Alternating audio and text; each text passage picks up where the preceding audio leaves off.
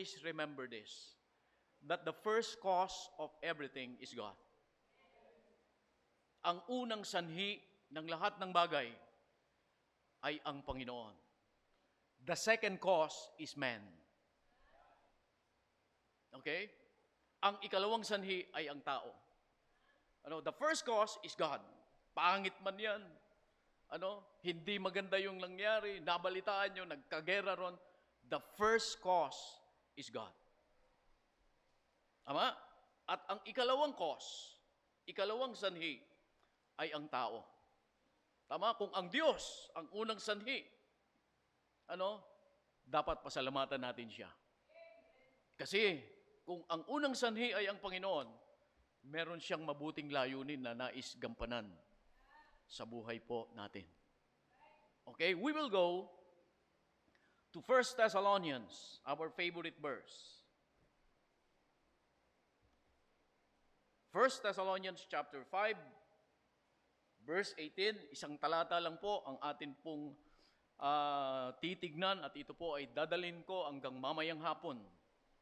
But the first two proposition ay akin pong ihahatid ngayong pong umaga. Alright? So, the Bible says, in verse 18, in everything give thanks, for this is the will of God in Christ Jesus concerning the unbeliever.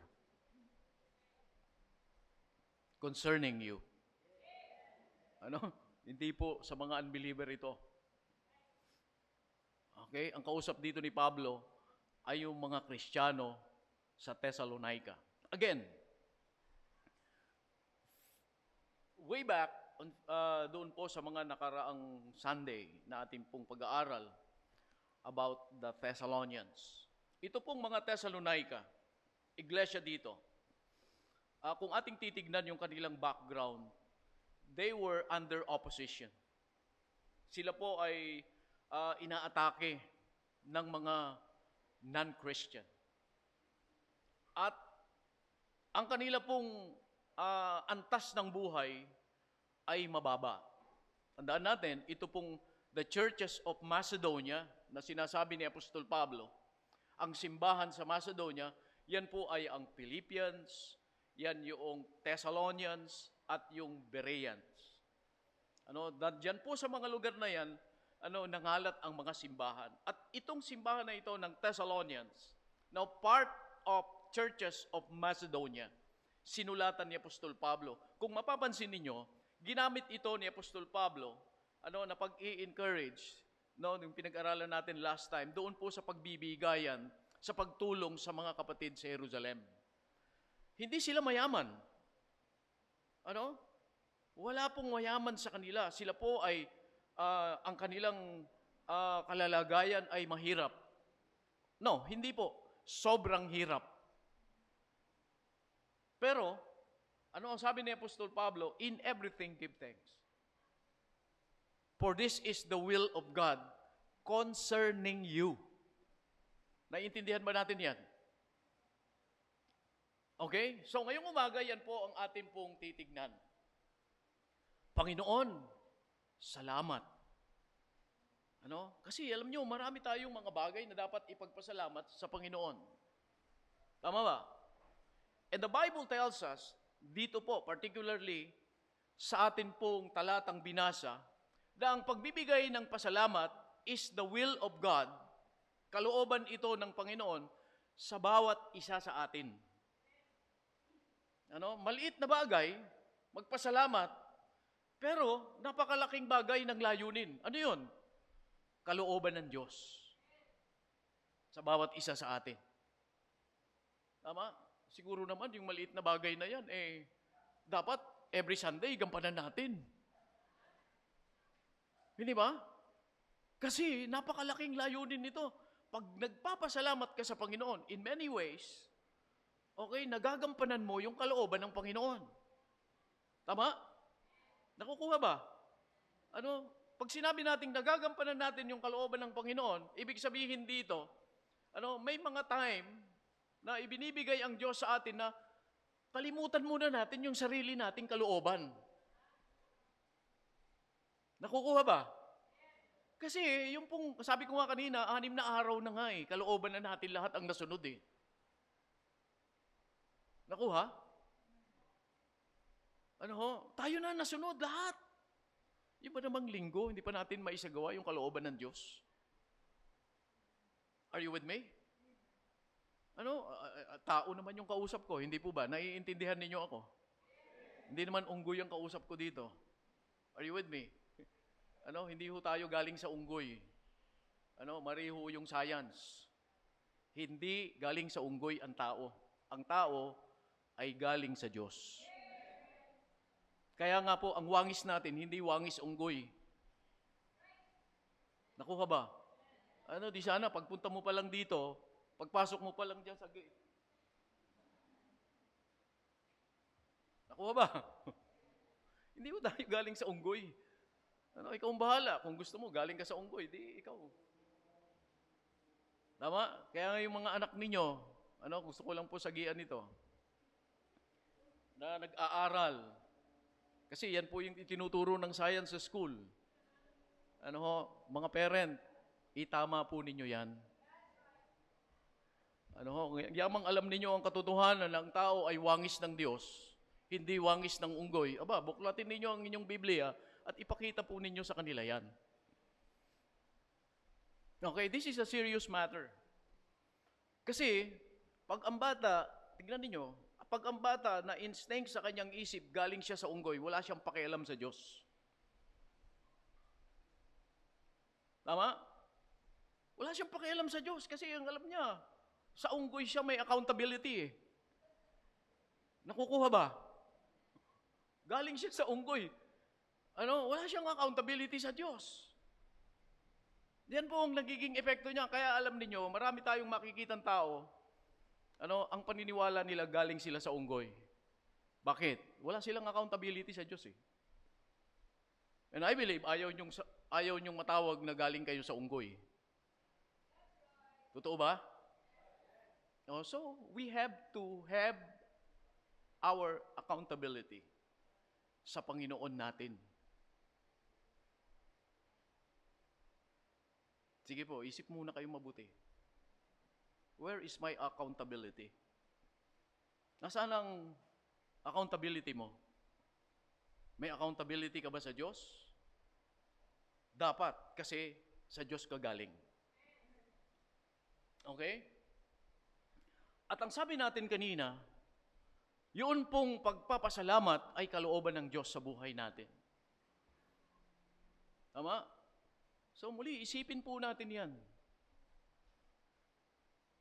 Yung pong katotohanan na ang pasalamatan ng Panginoon ay kalooban niya sa buhay natin. And I'm glad you are here this morning to express your thankfulness to our Lord. Kasi ito'y isang pasasalamat sa Panginoon natin. Yung bigyan mo ng importansya yung pagsamba, ito'y tanda ng pasasalamat sa Panginoon. Kasi pag-alala ito ng katapatan ng Diyos sa iyo. Are you with me? Kung araw ng linggo, hindi mo pa rin maisip ang Panginoon, teka muna, may problema. Are you there? Kaya nga po, ang alam niyo yung linggo, ginawang holiday yan Walang pasok. Tama? At pag tinignan ninyo yung kalendaryo, yan po ay kakaiba sa lahat ng araw. Bakit? Kulay pula. Very basic. But we have to understand this. Kasi tinatawag natin ang sarili nating Kristiyano tayo. You know what is the meaning of Christian? Baka hindi po ninyo nalalaman. Sino ang Kristiyano dito? Pakitaas ang kamay. Taas po, huwag kayo mahiya. Kung kayo'y Muslim, huwag kayong magtataas ng kamay. We are all Christians here. And you know what is the meaning of Christian? A disciple of Christ. In other words, a follower of Christ. That is the meaning of Christian. Disciple. Tagasunod ni Kristo. Tama? O sana ngayong umaga naintindihan natin kung ano yung pagiging Kristiyano. Maging tagasunod tayo ni Kristo. Tama ba? Now, ang sabi ko kanina, ang pagpapasalamat ay kalooban ng Diyos sa mga mananampalataya, sa mga Kristiyano. Huwag tayo masyadong maging busy. Sa maraming bagay. Bagamat itong mundo po na ito ay talagang ang tao ngayon, ginagawa ni Satanas na maging busy siya. Kaya tignan niyo ang daming mga yung mga anong tawag diyan, yung internet na yan, ang daming finifeed ng kaaway, di ba? Para mabisi tayo lahat. Nandiyan na lahat, pati pagbili mo, diyan mo na rin kukunin. Hindi nyo ba napapansin? Ito ang survey. Sa pagpili mo pa lang ng isang item, kalahating oras na nauubos sa iyo. This is the survey. Sa pagpili mo pa lang ng isang item na bibilin mo, half an hour ang nauubos. Sa atin, baliwala lang yun. Hindi ba? Pero hindi mo naiisip na yung panahon, biyaya yan ng Diyos sa iyo. Tama? Gusto mo, tanggalan ka na ng panahon? Hello? Sasabihin sa'yo ng Panginoon, tama na, expire ka na. Sobra-sobra na. Hindi mo alam gamitin eh. Did you get me? Hindi mo alam gamitin yung 24 hours eh. Pantay-pantay naman tayo ng oras, hindi ba? Sino sa inyo ang binigyan ng 24 and a half hours dito ng Panginoon? Wala. Hindi ba lahat tayo 24 oras ang biyaya natin sa Panginoon natin? Are you with me? Walang magsasabi sa atin, ay, kulang ang oras ko. Nalalaman mo ba yung sinasabi mo? Nakulang ang oras mo? Paano mo sinabing kulang? Tama kasi yung oras mo, nasabi mo lang yun, naubos mo na ng kaka-Facebook. Naubos mo na ng kung ano-anong bagay ang ginagawa mo, kaya yung mga dapat mong asikasuhin, ay hindi mo na asikaso. Kaya huwag kang magsasabi na kulang ang oras mo. At wala rin po pwedeng magsabi sa atin dito na isinave ko yung oras ko. Nakuha? Ang pera nasi-save, pero yung oras hindi.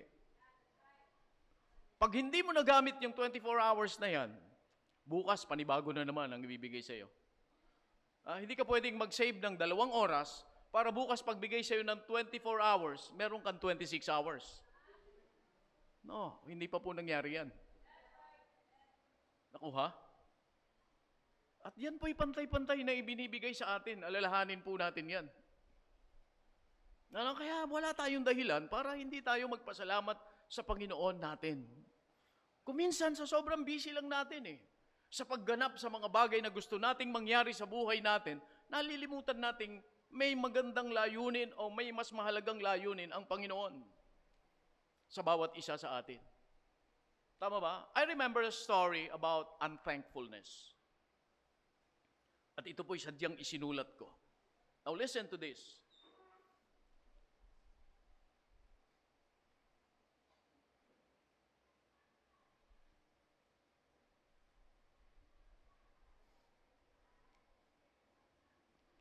This is the story about unthankfulness.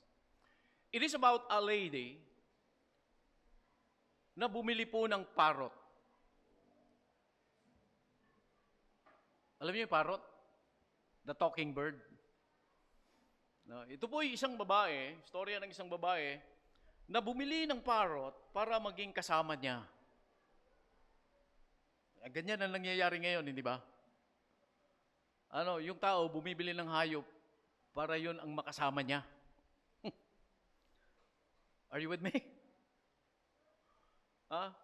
Binibilan niya ng damit, binibilan niya ng stroller, binibilan niya ng, mas mahal pa nga ang pagkain ng hayop kaysa sa tao. Are you with me? Hindi nakakain yung mga anak ng tanghalian, pero yung alagang aso nakakain. Okay? Ang ulam ay tipid na tipid sa mga anak, Pero yung alagang hayop, pedigree. Yan yung pedigree, yan yung pinakamahal na pagkain ng aso eh. Unti-unting binabaliktad ni Satanas yung utak natin. Dumarating ngayon na mas mahal na ng tao yung hayop kaysa sa tao. And that's true. Okay? Now, this is the story. It is a lady who bought a parrot to keep her company. She took it home, ang sabi, but returned the bird to the pet store the next day. Hindi siya naging satisfied. Inuwi niya yung parrot, pero kinabukasan, ibinalik niya uli. She told the owner or the pet store, "This bird doesn't talk." Yan ang reklamo niya. He asked, yung owner, nagtanong, "Does he have a mirror in his cage?" Ang sabi nung pet store owner, "Naglagay ka ba ng salamin doon sa kulungan?" Because parrots love mirrors. Okay? They see themselves in the mirror and start up a conversation. The woman bought a mirror and left. The next, she was back and said, the next day, "The bird's still not talking." The owner asked, "How about a ladder?" Parrots love walking up and down a ladder. Hagdanan na maliit. Gustong-gusto yan ng parrot. Sabing ganon. So she bought a ladder. But was back the next day. The bird was still not talking. Ang sabi niya, "Does your parrot have a swing?" Ang sabi ron, "It's not, if not, that's the problem." He'll relax and talk up a storm. Pagsakay niya sa swing, makakapag-relax siya sa swing. At magsasalita siya. The woman bought a swing and left. Okay? The next day, she walked into the store and with tears said, "The parrot died."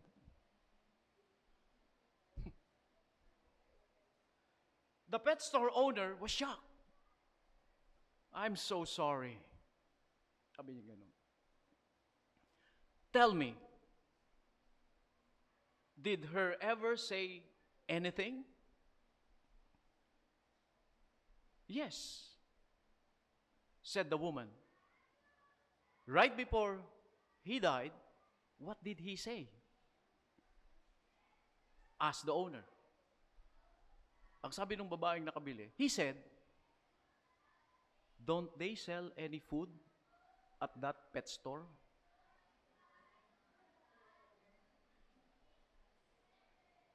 Nakuha ninyo? Nung mamamatay na yung parrot, nagsalita na siya. Anong sabi niya? Wala ba silang tindang pagkain doon? Sa pet store? Tama? Kasi yun yung pinakamahalagang kailangan ng parrot eh. Abala siya sa pagbili ng maraming mga bagay kasi gusto niya yung ganito, gusto niya yung ganon, mangyari sa parrot. Pero nakalimutan niya ang isang napakahalagang bagay, pakainin yung parrot. Kaya namatay. Ano ang lesson dito sa atin? Alam niyo ang realidad, mga kapatid. Now listen.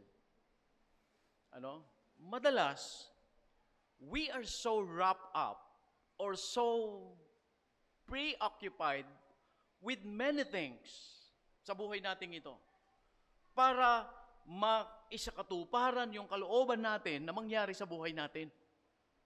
Nakukuha ba?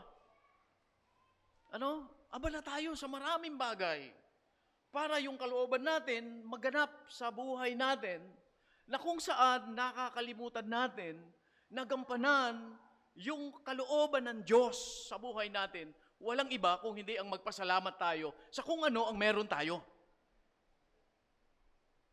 Hanap tayo ng hanap ng mga bagay na kung saan mangyari yung kalooban natin sa buhay natin, nakalimutan na nating pasalamatan ng Panginoon kung ano yung meron tayo. Katulad nung babae na yon.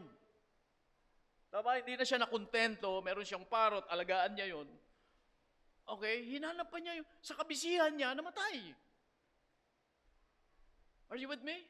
Maraming mga mananampalataya ngayon, sobrang busy. Hindi niya napapansin yung kanyang spiritual life ay pabulok na ng pabulok. Are you with me? Now this morning, let us observe our text. Dito po, sa ating pong binasa. And let us learn about thankfulness na siyang kalooban ng Panginoon sa buhay natin. Okay? So, number one. Una, the command for thankfulness. The command for thankfulness. Ano po ang sabi ng passage? Sa verse number 18. What is the command? In everything, what is the command? Give thanks. Dalawang salita. Ang sinambit po ng Biblia. Magbigay kayo ng pasasalamat. Nandiyan ka ba? Ang pagbibigay po ng pasasalamat sa Panginoon ay hindi po ano tawag diyan, yung bang prerogative lang natin. Ito po ay command, utos ito ng Diyos sa atin. Tama ba? Hindi tayo magpapasalamat pag gusto lang natin. Nakukuha ba? Ano ho? Why? Kasi po ang pasalamatan ng Panginoon, utos niya yan. Baka nakakalimutan natin. So, number one, in these two words, we can see the first thing that thankfulness is expected by God.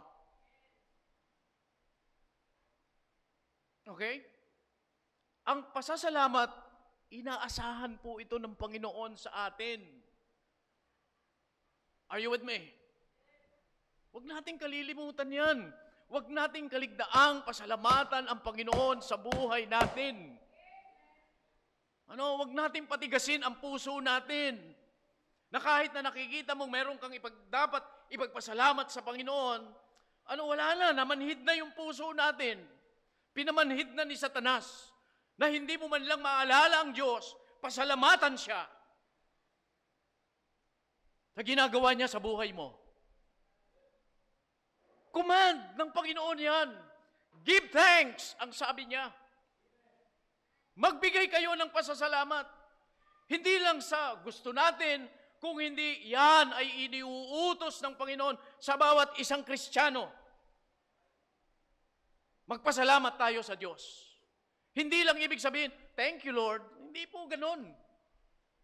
Ikilos natin yung ating pasasalamat sa Panginoon. Are you there?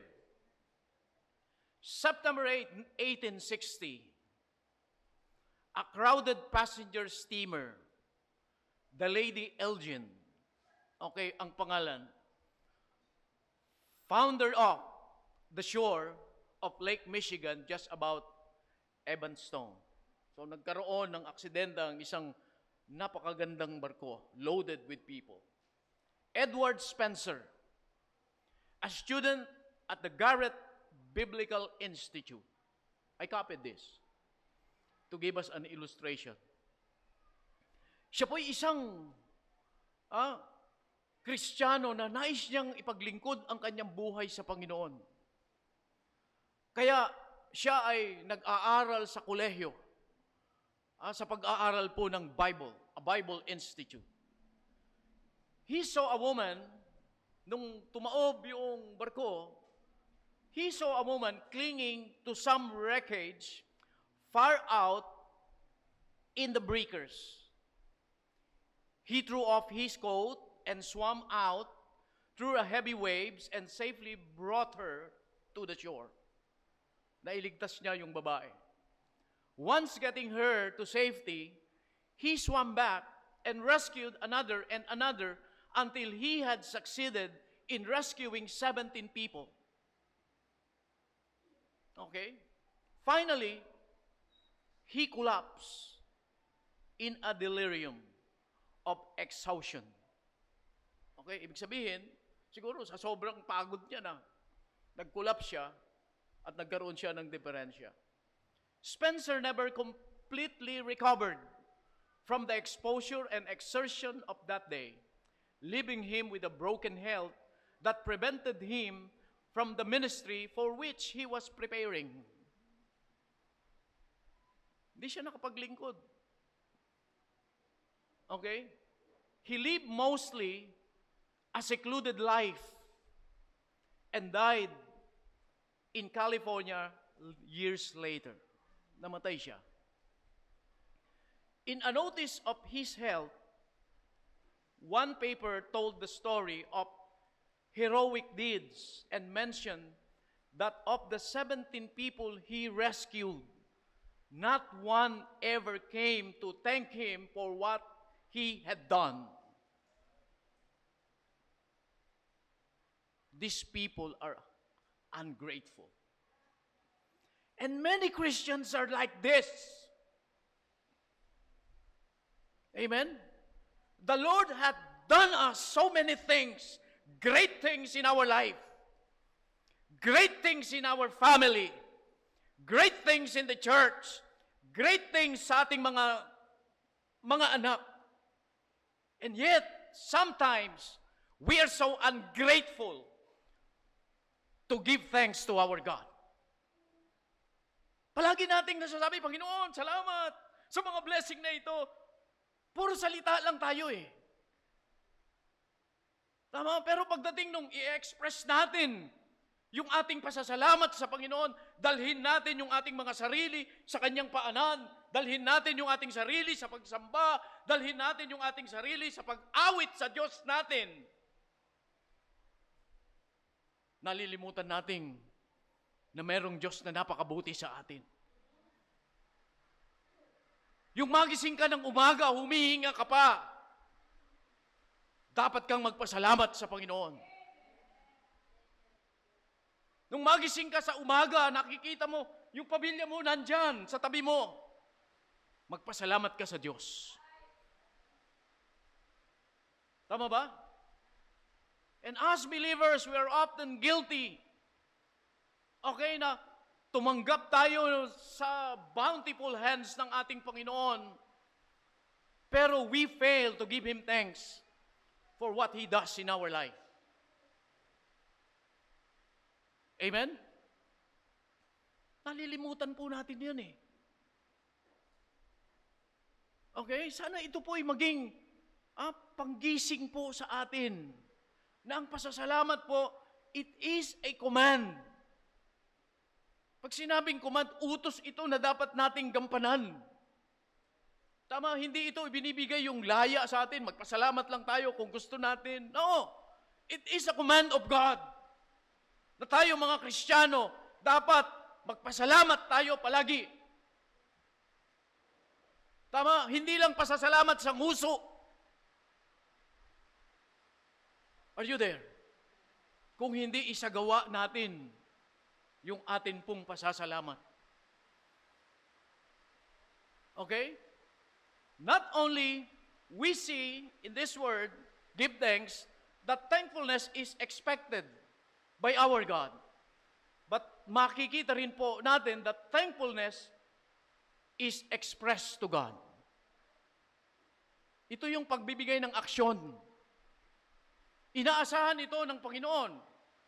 But it must be expressed sa Diyos natin.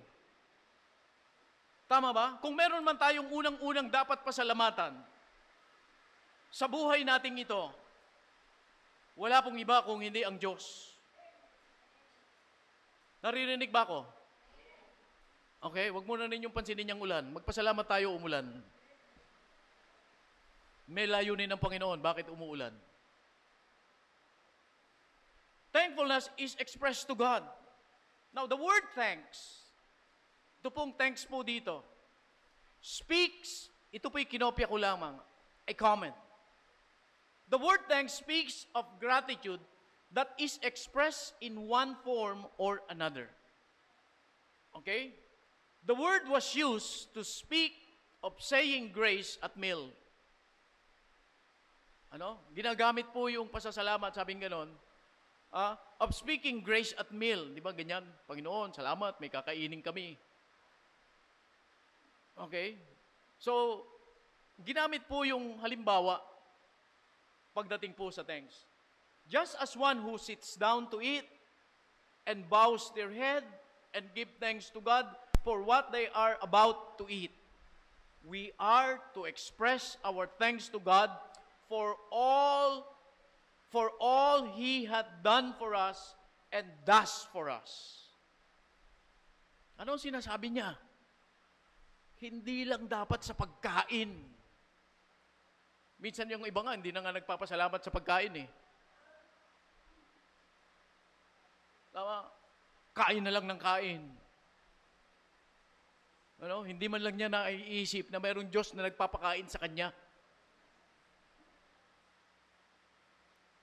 Okay? So yung sinasabi niya rito, madalas nagbibigay tayo ng pasasalamat sa pagkain lang. Pagkatapos niyan, wala na. Tama, pero hindi po nagtatapos doon. Oo, may ibinigay na pagkain sa iyo ang Panginoon. Tama, sino sa inyo hindi kumain? Wala. Papayag ka ba, hindi ka kakain? Gera yan. Hindi ba? Kaya madalas ang pasasalamat natin, nakapako lang doon. Okay? At pagkatapos doon, wala na. Hindi na natin naiisip kung ano pa yung dapat nating ipagpasalamat. Hindi mo ba alam na bago ka nakakain, maraming ginamit ang Panginoon sa iyo? Tama? Ginamit ng Panginoon yung mga farmer na nagtanim. Okay? Ginamit ng Panginoon yung weather na kanyang nilikha para may makain tayo. Naisip po natin yon? Ano ang madalas lang ipinagpapasalamat ng tao? Yung nandiyan dyan ng pagkain. Pinipintasan pa. Tama? Ay, ito na naman. Magpasalamat ka nga, may kinakain ka. Pero hindi doon nagtatapos. Ang sabi ng manunulat, ilawak natin ang ating mga kaisipan sa mga bagay na dapat nating ipagpasalamat sa Panginoon natin. I-express natin yung atin pong pasasalamat sa Diyos. Huwag puro tayo pasasalamat sa nguso. Are you with me? Now, let me suggest two ways na kung saan may express natin ang ating thankfulness sa Panginoon. Unang-una, we ought or we must express our gratitude to God. Una, sa panalangin. In prayer. Okay? Sino sa inyo hindi marunong manalangin? Na tayo marunong. Nakukuha ba? Are you with me? Marunong tayong Panginoon. Kadalasan, alam niyo ito ang totoo eh. Kadalasan ang panalangin, parang fire extinguisher lang sa marami. Ano ang gusto kong puntuhin dito? Ginagamit ko po itong ilustrasyon palagi para hiyain tayo. Okay? Ang panalangin, kung minsan ginagamit ng mga mananampalataya, parang fire extinguisher lang. Anong nakalagay dun sa fire extinguisher? In case of emergency, break the glass. Nakuha? Maraming mga nagsasabing Kristiyano, ang ginagamit yung panalangin pagdating sa merong emergency lang sa buhay. Doon nagkukumahog sa Panginoon, please po, tulungan ninyo kami. Panginoon, pahingi po nito, pahingi po noon. But after that, wala na. Nakukuha? Nakakahiya ka. Hingi ka ng hingi, hindi ka marunong magpasalamat. Hindi mo marunong, hindi mo alam i-express yung pasasalamat mo sa Panginoon. Sana matabunan ka na ng biyaya ng Diyos at hindi ka na makaahon dyan.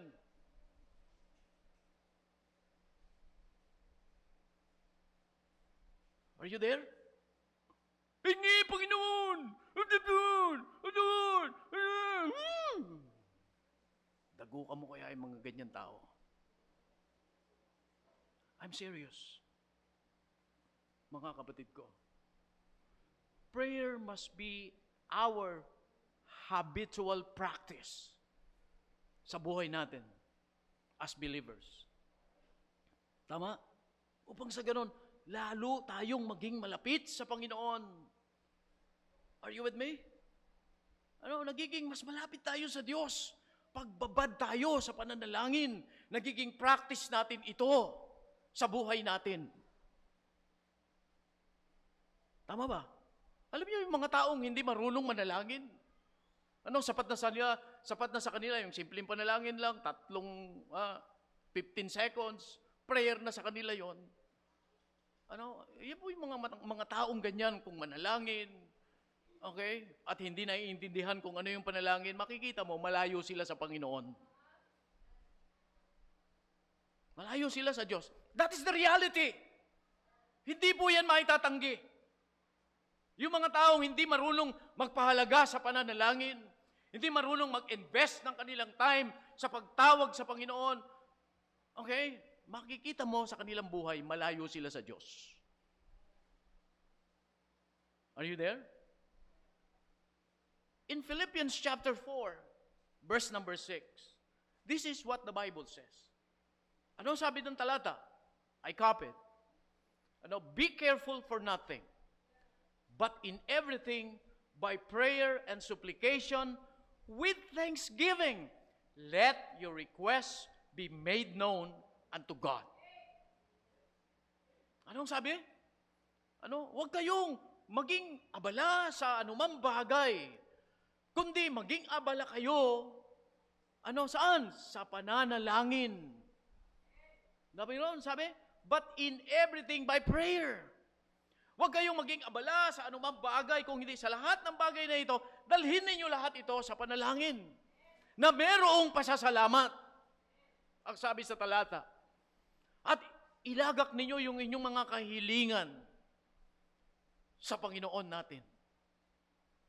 Tama? Ano yung inuutos? Maging mga Kristiyano tayo na mga mapanalanginin. Amen? Okay? Alam niyo yung mga taong mapanalanginin? Mapapansin niyo, sila yung palaging laman ng prayer meeting. And that's true. Palagi silang laman ng gawain ng pananalangin sa simbahan. Kasi, kung palagi silang laman ng gawain ng pananalangin sa simbahan, sigurado po yan kahit na nasa bahay sila, nagbibigay sila ng panahon sa panalangin. Nakukuha ba? Pero yung mga taong walang pagpapahalaga sa gawain ng pananalangin ng church, the gathering of His saints in prayer, you can expect na pagdating sa sarili nilang tahanan o sa lugar sila pupunta, wala rin silang pakialam sa panalangin. Amen? Alam mo, huwag na natin lukuhin yung sarili natin. And this is the reality. Kaya nga po, alam niyo, sa simbahan pong ito, palagi ko pong ini-encourage, gaano man kayo kabisi, gaano man tayo kapagod sa trabaho, magbalaan tayo ng panahon sa pagtitipon para manalangin. Lahat tayo busy. Walang magsasabi dito na hindi tayo busy. Lahat busy. May ginagawa tayo lahat. Tama? So let us give time sa gawain po ng pananalangin. Ang katotohanan, sa Diyos naman tayo lahat naasa eh. Hindi ba? Meron bang hindi dito naasa sa Panginoon? Lahat tayo. Ang totoo, pag meron tayong kulang, takbo agad sa Panginoon. Hindi ba? Pag meron tayong sigalot, takbo agad sa Diyos. Okay? So prayer is very important. Ang sabi ron, in everything, okay, give thanks. Be careful for nothing, but in everything by prayer. Yan po yung utos ng Bible eh. Tama? Una, prayer. Pangalawa, we ought to express our gratitude to God in what? In praise. Pagpupuri sa ating Panginoon. At utos po yan ng Bible. Okay? In Psalms 100, verse number 4. Ano po ang sabi ron? Open your Bible. Psalms 100, verse number 4. Anong sabi ng talata? Enter into His gates with thanksgiving, into His courts with praise. Be thankful unto Him and bless His name. Ano? Sabi ron, pumasok ka sa kanyang pintuan nang merong pasasalamat. Okay? At doon sa kanyang court o sa kanyang bulwagan na merong pagpupuri. Be thankful unto Him and bless His name. This is our responsibility. Tama? Hindi lang tayo nagtitipon para ipakita natin ang ating sarili. Oh, dito ako, present ako. Dapat dala-dala mo yung puso mapagpasalamat sa Diyos. Tama ba? Meron kang dahilan. Bakit ka nandito ngayong umaga? Klaro ba? Meron kang dahilan. Bakit ka sasamba? Are you with me? Anong sabi ron? Pumasok ka sa pintuan ng Panginoon nang merong pasasalamat at doon sa kanyang bulwagan na merong pagpupuri sa kanya. Be thankful unto Him. At ang sabi ron, bless His name. Hayaan mong maparangalan ang pangalan ng Panginoon sa pagpupuri mo sa Diyos. Nandiyan ka ba?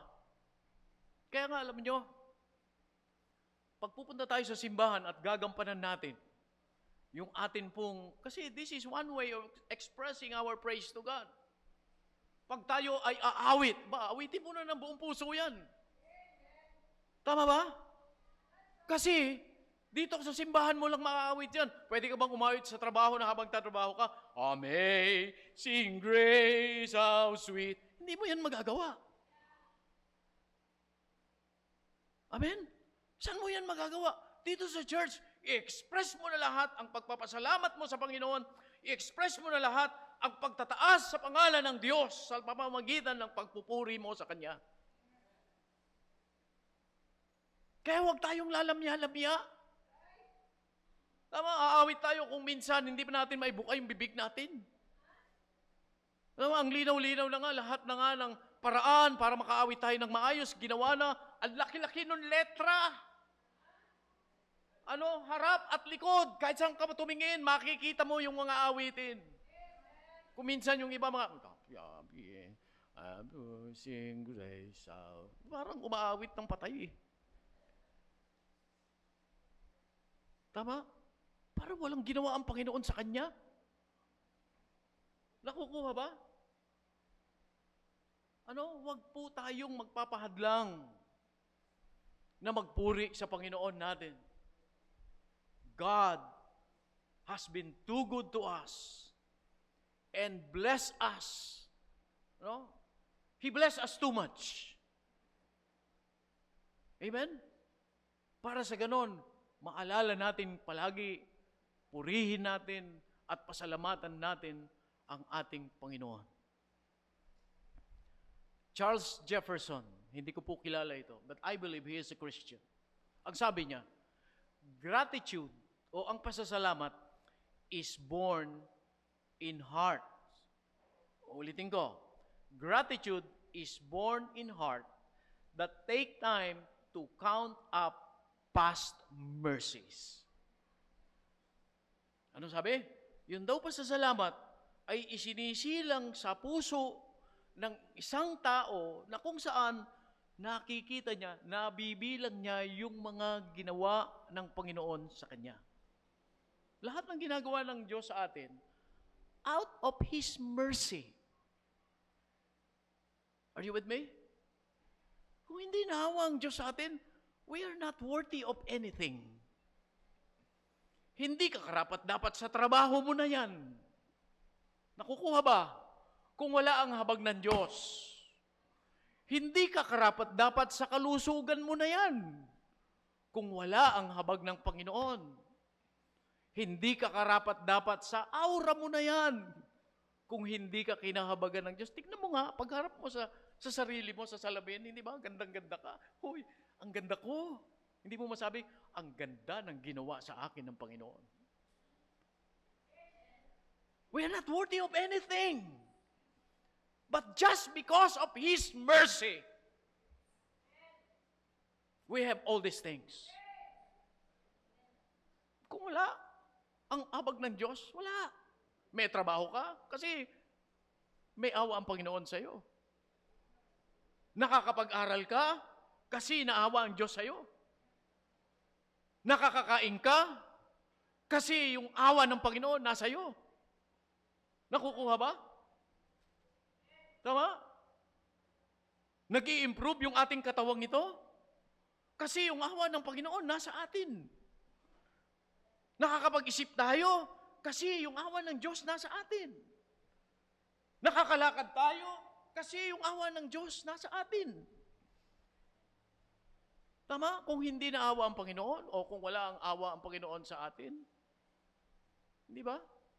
Saan ka na? Saan ka na dadamputin? Tignan mo. Okay? Hindi naman tayo karapat-dapat talaga sa awa ng Panginoon kasi lahat tayo ay makasalanan. Pero salamat na lang, may awa ang Diyos. At dahil sa kanyang awa, okay, natanggap natin ang kanyang biyaya. Nakukuha ba? Someone said, if we will spend more time thinking, we would certainly spend more time thanking. Amen? Ano, kung magbibigay lang tayo ng pag-alala, pag-iisip, mag-iisip tayo sa mga ginawa ng Panginoon, bibigyan natin ng pansin yan, lalo't higit makapagbibigay tayo ng panahon na pasalamatan natin ang Diyos natin. Meron yung iba, hindi na marunong mag-isip eh. Hello? Hindi na niya alam isipin yung mga ginagawa ng Panginoon sa kanya. Kaya wala siyang time na pasalamatan ang Diyos. Nakukuha? Tama? Gawin mo nga yan, kapatid. Isipin mo, ang daming ginagawa ng Panginoon sa'yo. Ang daming favor ng Panginoon sa'yo. Physically, pinagpala ka ng Panginoon. Di ba? Spiritually, kung sinasabi mong ikaw ay saved, lalo tigit, pinagpala ka ng Diyos, hindi ka na pupunta sa impyerno. Hindi ba? Isipin mo yan. Nakakapagdamit ka ng maayos. Meron kayong tubig na ginagamit. Okay, nakakapagluto ka. Nakakagawa ka ng maraming mga bagay. Tama? Pag naiisip mo yan, makakapagbigay ka ng time para pasalamatan mo ang Panginoon natin.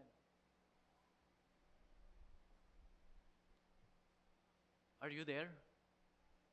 Paalala po, may Sunday school class tayo ngayon.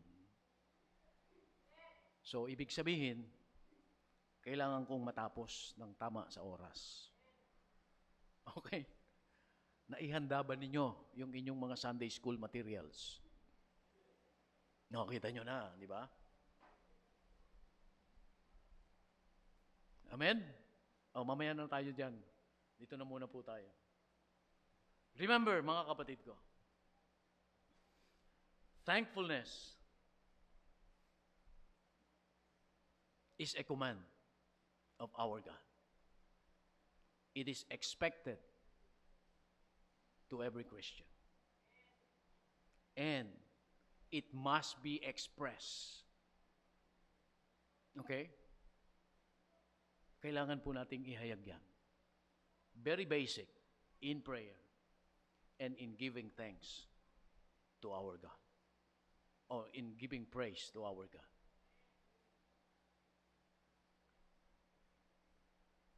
Pangalawa,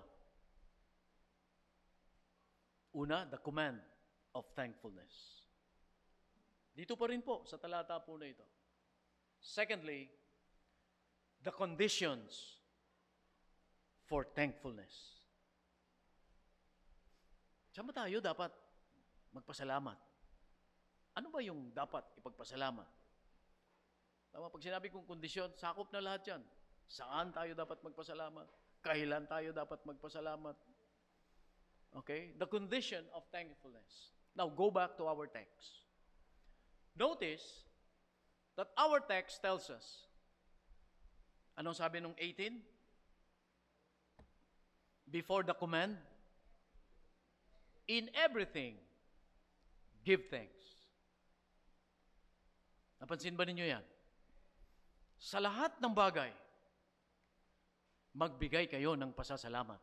Now, from this word, we are reminded that we are to be thankful, number one, at all times. This is the condition of our thankfulness. At all times.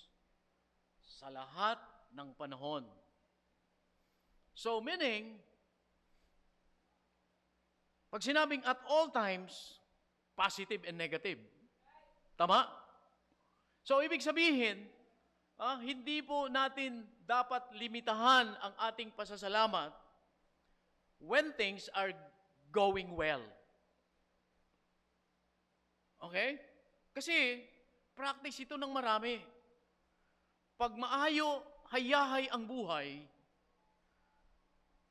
alright? Doon palasak na palasak ang pasasalamat sa bibig ng marami. Tandaan po natin palagi that God expects us to be thankful, and for us to express our thankfulness even, not only in good times, even in bad times. Kaya sabi ron, in everything, give thanks. Tama ba? Ang sabi ron, in everything, give thanks. Meaning, good and bad times, we must express our thanksgiving to our God. Alam po ninyo, ang isa pong magandang halimbawa po dito, ay yung pong aklat ng awit. Ang dami. The book of Psalms. How many chapters? 150 chapters. Okay?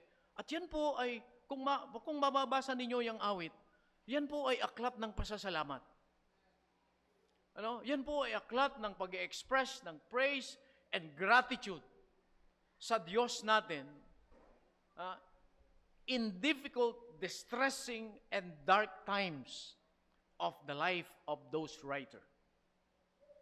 Hindi po yan isinulat na yung awit sa maalwang buhay nila. Hindi po. Isinulat yung mga awit na yan ng pasasalamat doon sa mga mahihigpit na tagpo. Particularly David. Okay, yung pong mahihigpit na tagpo ng kanilang buhay. Okay? So yan po yung magandang halimbawa na iniwanan po sa atin. Itong pagbabasa nitong Psalms, marami tayong mapupulot. Bakit sila nagpapasalamat? Ano yung kanilang sitwasyon? Bakit naisulat itong pasasalamat na ito? Hindi dahil maganda yung kanilang pinagdaraanan, kundi kahit nasa mahigpit na pinagdaraanan po nila, nakapagsulat sila ng pasasalamat sa Diyos. And Psalms is a song. Mga awitin po ito. Okay? Therefore, mga kapatid ko, ang ating pong pasasalamat ay hindi lamang po limitado. Okay? Sa kung saan nakapagbayad tayo ng mga bayarin natin. Ay, salamat. Nakabayad na ako ng ilaw. Okay? Ay, salamat. Wala akong sakit. Okay? Ay, salamat. Lumipas ang araw na ito na walang nangyari. Paano kung may nangyari? Nakukuha ba? Hindi ka na magpapasalamat? No. Ang itinuturo po sa atin dito, kahit na anong yugto ng buhay po natin, matuto tayong magpasalamat sa Diyos natin. Tignan natin, malawak. Tumanaw tayong malawak sa mga bagay na dapat nating ipagpasalamat sa atin pong Panginoon. Tama ba? One Scottish preacher.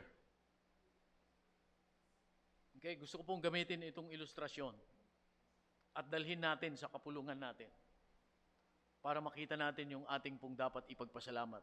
Especially maulan. Okay? Kahapon, alam nyo, bakit ba yung ulan ayaw na ayaw ng marami? Tama? Pag hindi naman umuulan, ayaw din ng marami. Saan ba lalagay ang Diyos sa atin? Tama? Pag mainit, init naman. Pag maulan, umuulan na naman. Hindi ba ninyo napapansin yung salita nyo na yan? Tama? Parang may sumpang padala ang Diyos kung magbanggit tayo na, ang init naman. Tama? Reklamo tayo. Pag umulan naman, maulan na naman. Ang hirap magpunta sa simbahan. Hindi ba? Kaya minsan yung iba, pinagpe-pray, Panginoon, paulanin nyo nga bukas. Para may dahilan na hindi ako makapunta sa church. Ay. Amen?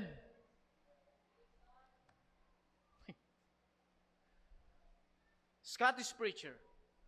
And he was known for his uplifting prayer in the pulpit. Napakagaling pong manalangin po nitong Scottish preacher na ito. At nakakapag-encourage yung kanyang panalangin. He always found something for which to express thanks to God. Hindi nawawala sa kanyang panalangin yung pasasalamat sa Panginoon sa mga bagay na kanyang ginagawa. One Sunday morning, the weather was so gloomy. Okay? That one of his church member thought to himself, certainly, the preacher won't think of anything for which to thank the Lord on a wretched day like this. Anong sabi? Isang araw, the weather is gloomy. Hindi maganda ang panahon. Sabihin, makulimlim. Parang sabi panahon natin ngayon, makulimlim, uulan. Kaninang umaga pa po, ganyan yan. Huwag na kayong magtaka. Okay, at isa pa, ilagay natin sa isip natin, tag-ulan ngayon. Tama? You cannot expect the whole day na nakasikat ang araw. Kaya wag na nating gawing dahilan yung maulan. Tag-ulan nga eh. Ano ka ba? Tama? So we expect, makakaranas ka dyan ng baha. Maambunan ka. So you have to be prepared. Are you with me? So one Sunday morning, the weather is gloomy. Ang sabi nung isang kanyang member, siguro wala siyang maipapanalangin mapagpasalamat sa Panginoon. Much to his surprise, when White began his prayer, ang sabi niya, we thank thee, O God, that it is not always like this.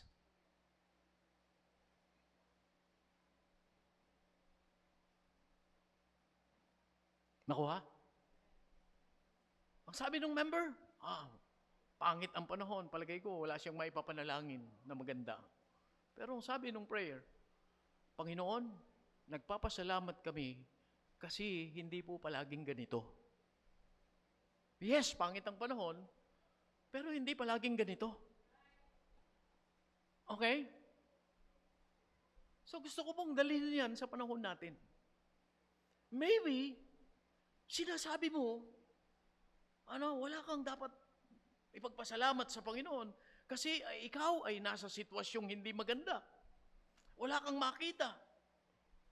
na dapat mong ipagpasalamat sa iyo, sa Panginoon. Kasi at present, you are experiencing what? Negative things in life. Tama?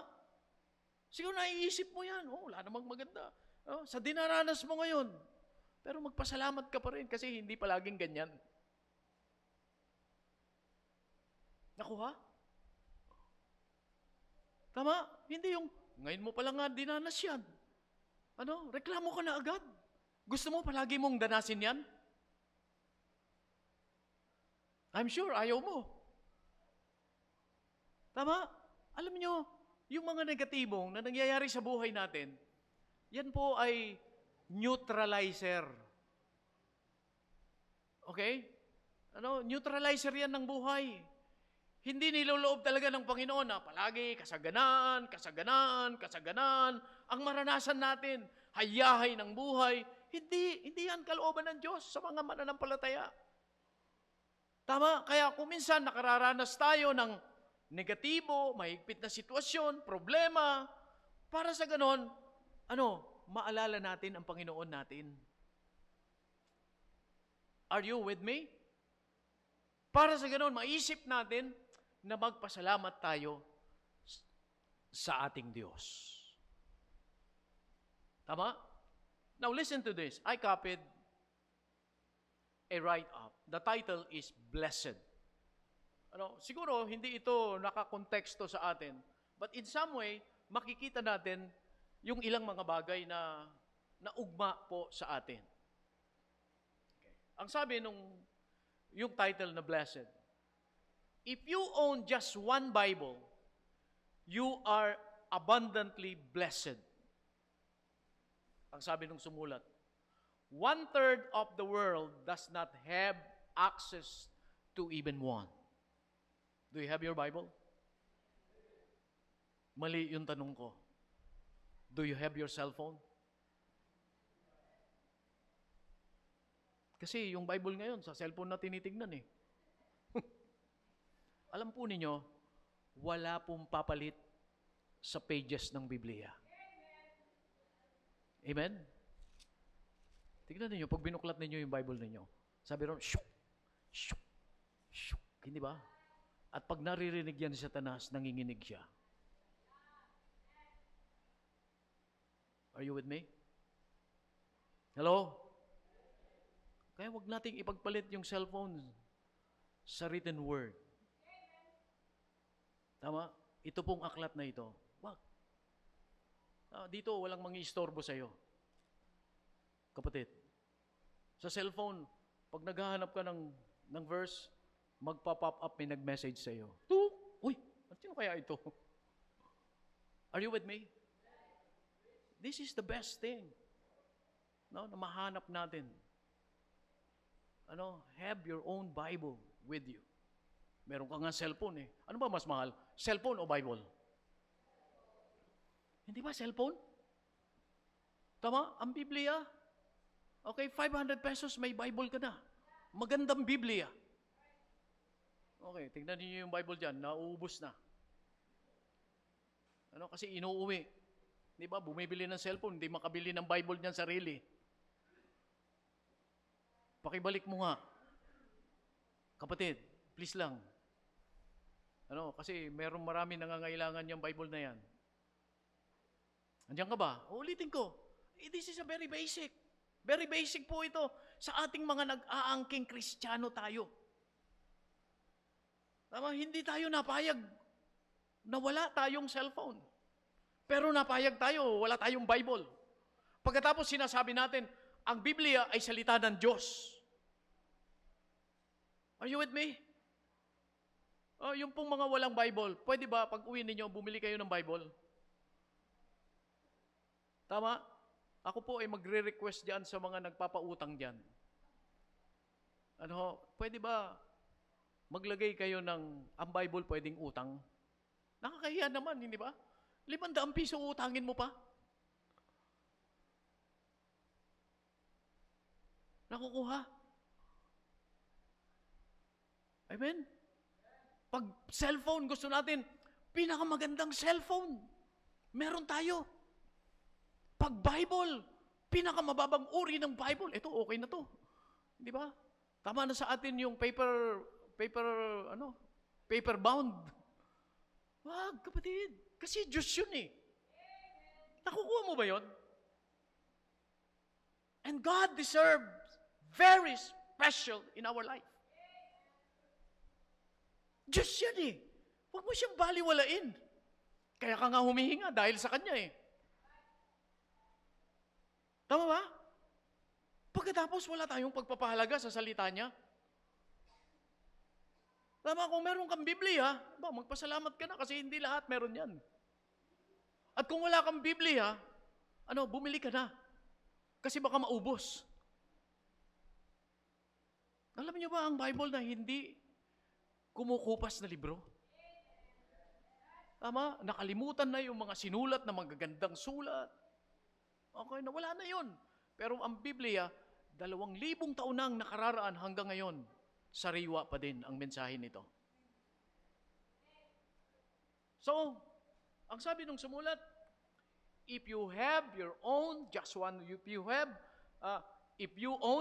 Bible, so you are abundantly blessed. Mapalad ka. Now, isa pa, sabi niya, if you woke up this morning with more health than illness, you are more blessed than the million who will not survive this week. Uulitin ko, baka hindi nyo nadinig. Listen, look at me. Dito ang tingin. Ano sabi niya? If you woke up this morning, meron bang hindi nagising sa inyo kaninang umaga? Sigurado nagising ka kasi nandito ka eh. Hindi mo ba ipagpapasalamat yan? So, if you woke up this morning with more health than illness, I'm sure, ganyan tayo. More health than illness. Because more illness than health, wala ka dito. Nakuha? Tama. Hindi sinasabi dito na wala kang sakit. Lahat tayo may sakit. Ako may sakit. Ikaw may sakit. We have all our pains sa katawan po natin ito. Why? Because the reality is, we are getting older. And we cannot prevent that illness, yung pain sa buhay po natin. Kasi tumatanda tayo. At ang realidad niyan, hindi lang tayo tumatanda, mamamatay tayo. Huy! Mamamatay tayo. Hindi tayo pang matagalan dito. Young people, listen. Darating yung time, mamamatay kayo. Kailan, Pastor? Hindi ko alam. Maaaring pagdating ninyo ng 80. Kung darating kayo doon sa edad na yon. Maaaring sa kabataan ninyo, kasi may mga kabataang namamatay, maaga pa. Nakukuha ba, mga kabataan? Maaaring ngayon, malakas kayo. Wala kayong nararamdaman. Pero darating ang time, makakaramdam kayo ng sakit. You can experience pain in your life. As we grow older, pain is always there. This is the reality of life. And as we grow older and older, ang sabi ng Bible, darating yung time ng ating kamatayan. The days of our years are 80 years and 10, and if by reason of strength there be 80 years, but in strength, labor and sorrow. And the reality is, ang susunod nun, and we fly away. Mawawala na tayo dito. Huwag nating kalilimutan yan. Kaya nga, kung na-experience mo na, nagising ka, okay? At kaya mong magpunta sa simbahan. Uy! Kaya mong magpunta sa simbahan, nagising ka nga, malakas ka eh. Nakuha mo? Especially araw ng linggo. Napagod ka nga sa trabaho, but still, Sunday, you woke up. You're strong. You can walk. Tama? You can sing. Okay? You can give praise. You can pray. Dalhin mo ang sarili mo sa simbahan. to give thanks to our God. God, thank you. Okay? Sapagkat ang buhay na ito'y pinagpapatuloy mo. Ito ang aking panahon na ang buhay na ito maipaglingkod ko sa iyo. Tama? Kailan ang panahon ng paglilingkod sa Diyos? Now is the time to serve the Lord. Hindi bukas. Kasi bukas, maaaring patay ka na. Are you with me? Hindi bukas. Hindi mamaya. Now, always now, ang paglilingkod sa Diyos. Tama, kaya ang sabi ng manulat, if you woke up this morning with more health than illness, you are more blessed than the million who will not survive this week. Ito pong lilipas na isang linggo, marami ang mamamatay. Tandaan po ninyo, itong linggo na lilipas, this Sunday up to next Sunday, millions ang mamamatay sa daigdig na ito. Magpasalamat ka. Pag sa Sunday, nakita mo pa yung Sunday. Nakuha? Pag naabot mo yung linggo, maisip mo agad, Panginoon, pupunta ako sa church. Pasasalamatan kita. Kasi nakita mo pa sa milyon na namamatay, hindi ka nakasama.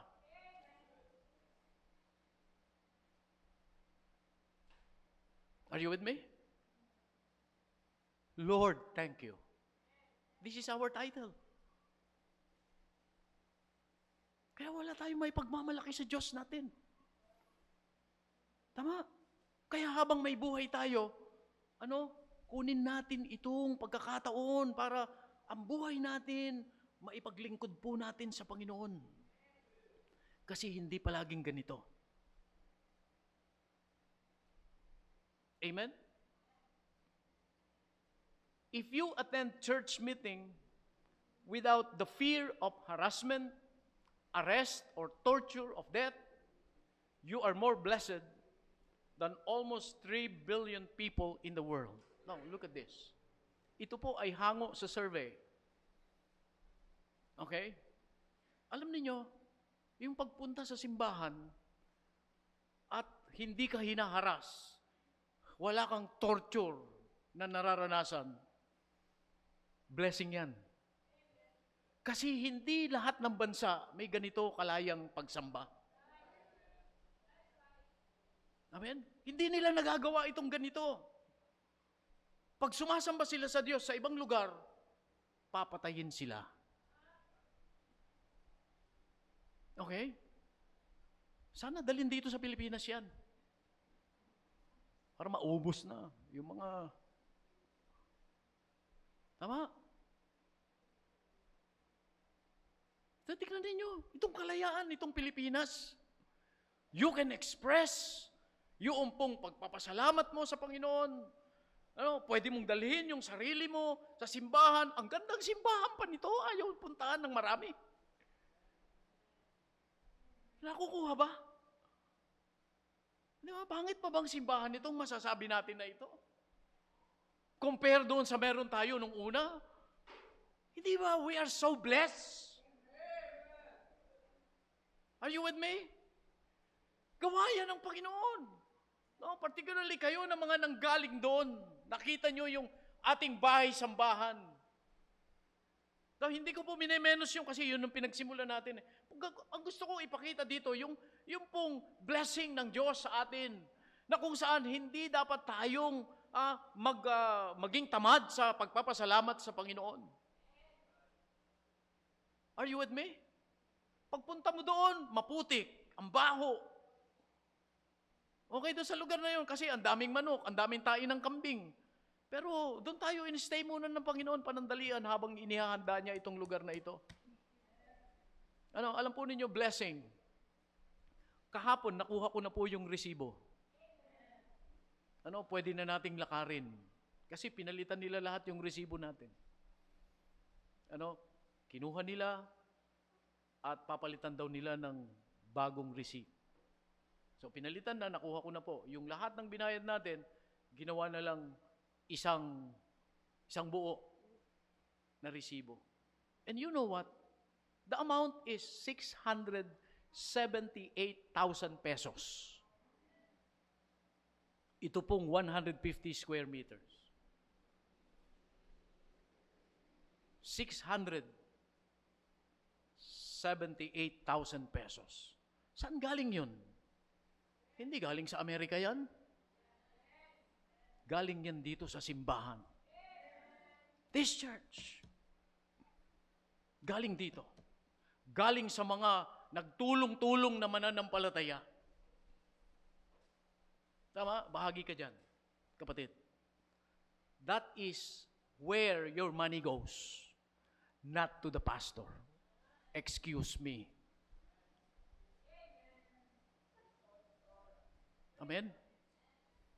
Bayad na po ito eh. Bayad na rin yung 175 na yan. And you know what? Magkano ngayon ang presyo ng lupa dito?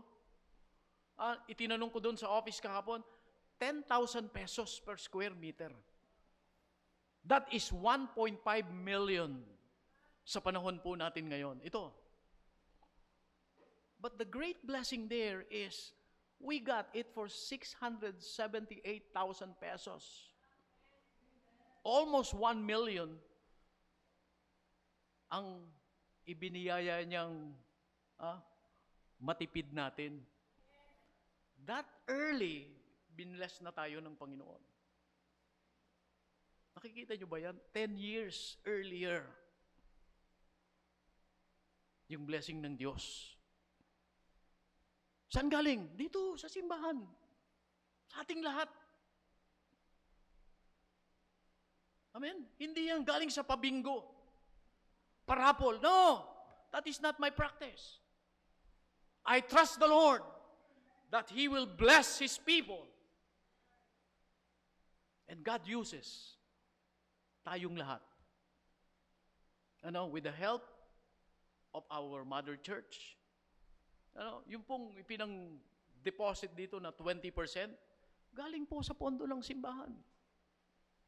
During that time, I save money. Because I know time will come, merong iaalok ang Panginoon sa atin. And this is it. Ang simbahan ay naitayo sa gitna ng 150 and 175. Ito. And I pray for this, and we pray for this. Ito na, ang ganda na. Hindi ba? Hindi natin alam kung ano pa ang gagawin ng Panginoon dito. Okay? Tapos ayaw pang puntahan ng mga mananampalataya. Nakita nyo ba yan? Magpasalamat ka. Isa pa, sabi niya, if you have food to eat, and clothes on your back, a roof over your head, and a place to sleep, you are richer than 75% of the world. Okay? Madalas, ang nakikita lang natin, yung kahirapan natin. Pero ang sabi ng survey, pag meron kang nakakain, okay, at meron kang damit na naisusuot, tama, meron kang nakatakip na damit sa iyo, meron kang bubungan, meron kang lugar na pinagtutulugan na hindi ka nahahamugan, okay, ikaw ay mas mayaman pa sa 75% ng tao sa mundo na ito. So we have so many things to thank for. Tama? Hindi dahilan yung, kulang kami sa ganito. Hindi ka na magpapasalamat sa Ginoon.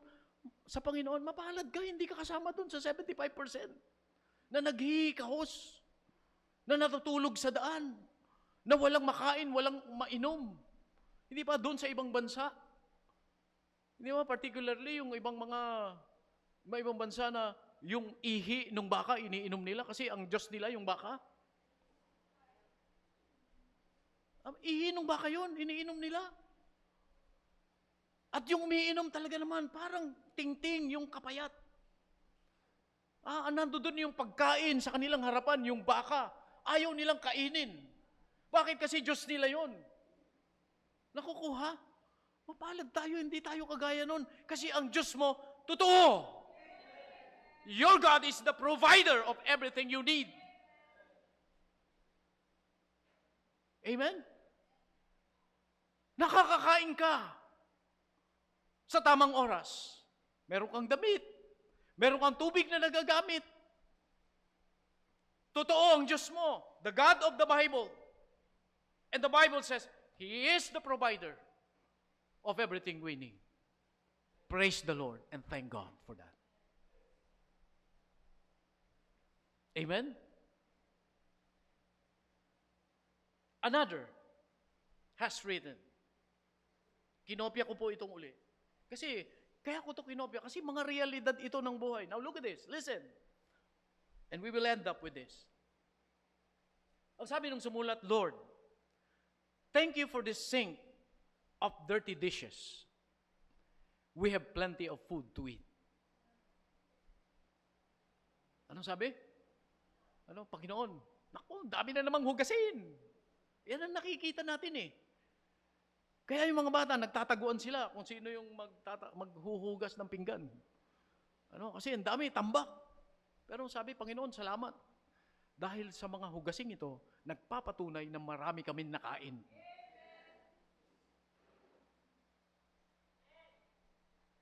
Do you understand?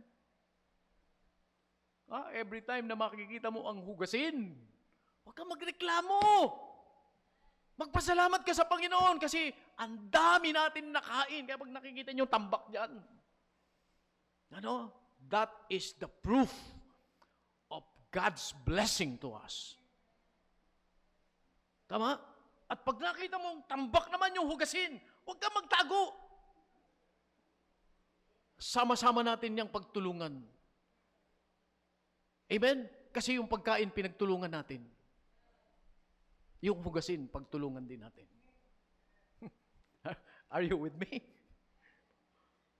Okay? Thank you for this pile of dirty, stinky laundry. Kadalasan yan eh. Di ba? Yung daming labahin. Sino sa inyong maraming labahin? Nagpapasalamat ka ba? Marami kang labahin? Hindi, Hindi ba? Hindi. Pag maraming labahin, nagre-reklamo ka. But look at this. Thank you for this pile of dirty, stinky laundry. We have plenty of clothes to wear. Amen? So, makikita mo, tambak yung labahin. Wag mong tignan yung tambak, tignan mo yung blessing ng Panginoon. Ang dami yung damit na naisuot. Naku ha? Kasi yung pangit ang nakikita natin eh. Hindi mo nakikita yung magandang bagay doon sa pangit na nakikita mo. Tama? O gusto mo, wala ka nang lalaban. Isa lang. Gusto mo ba yan? Panginoon, salamat, wala akong lalaban. Kasi yung ginamit mo nung Sunday, gagamitin mo uli yan sa linggo. Okay? At sa susunod na linggo, yan uli. Yan uli, lahat ng suot mo, pati underwear, lahat. Okay, yan ang susunod mo. Payag ka ba yan? Hindi. Hindi ba? Dahil sa hindi ka napayag dyan, bili ka ng bili. Bili ka ng bili. Ano ba magandang damit ngayon? Okay, ito. Oh, ang daming damit, hindi ba? Blessing yan. Tapos magre-reklamo ka, marami kang lalaban. Naku ha? Kapatid, mabiyaya ang Diyos. Okay? Thank you, sabi niya. Thank you, Lord, for this dirty kitchen that absolutely must be cleaned today. Ang kusina, palaging marumi yan. Tama? Oy, kayo, mga bata, hindi nyo man lang tumapunasan, daming langgam. Well, talaga naman, nakakagalit yun, hindi ba? Yung may kumain, yung kitchen na yan, nagluto ka na nga, ikaw pa rin ang maglilinis. Okay? Yung mga nakikain, pagkatapos kumain, wala na, tatalikuran na, nakasalansan dyan, yung mga kasirolang pinaggamitan. But sabi rito, thank you, Lord, for this dirty kitchen that absolutely must be cleaned today. It has used, now look, listen, it has used for cooking so many food over the years. Kaya marumi yung kitchen. Magpasalamat ka, ang dami mong naluluto.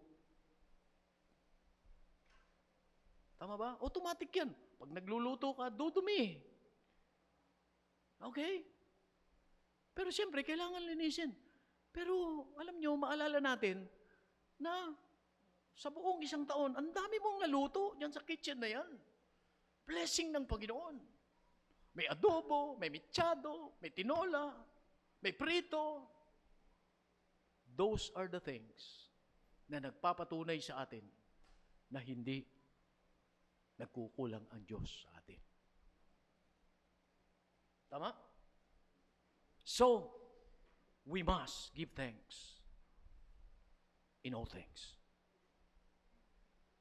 Wala tayong dapat ireklamo, mga kapatid ko. We must give thanks at all times sa buhay natin. Okay, sana po, may napulot tayo. At hindi lang basta may napulot tayo. Okay, kung hindi, mga kapatid, alam nyo itong pag-aaral po natin na ito. Tingin kayo sa akin. I still have 5 minutes. Tingin kayo. Alam niyo itong pag-aaral po natin ito, wala po itong silbi kung napakinggan lang natin. Okay, I'm talking to each and every one of us. Itong pag-aaral natin ito, hindi ito magiging pakinabang sa buhay natin kung narinig lang natin. Okay? Magiging pakinabang po ito sa atin kung isabubuhay natin ito. Isa sa buhay natin. Pasalamatan natin ang ating Panginoon kasi ito ay utos ng Diyos. It is His command. Tama? At pasalamatan natin ang ating Panginoon. Kasi, what is the second? May mga kondisyon ang Panginoon para siya'y pasalamatan. Sa lahat ng panahon, pasalamatan natin ang Diyos natin. Tama ba? So, ibuhay po natin ito. Dalhin natin ang ating mga sarili sa pasasalamat sa Panginoon. Hindi lang bigkas sa ating bibig, kung hindi makita sa atin na ginagampanan natin ang pasasalamat sa Panginoon natin. Shall we all stand up, please? And we will pray.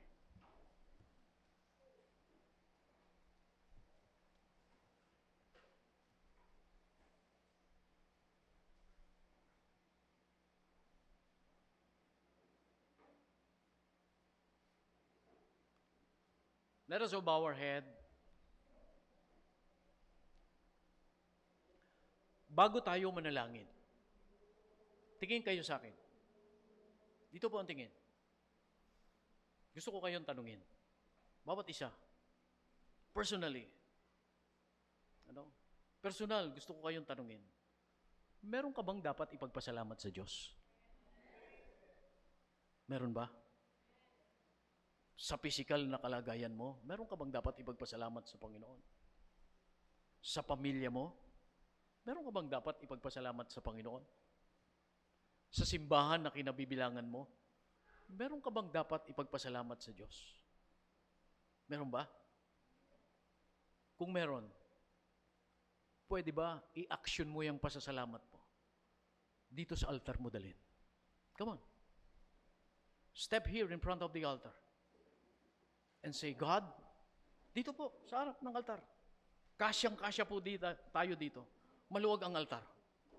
Dedicate yourselves to the Lord. Handog mo ang iyong sarili sa Panginoon. At sabihin mo ng personal ang iyong pasasalamat sa Panginoon natin. Come on, move closer. Closer. As close as you can. Ano po, yung portion na yan, punuin po natin. Yung gilid na yan. Okay.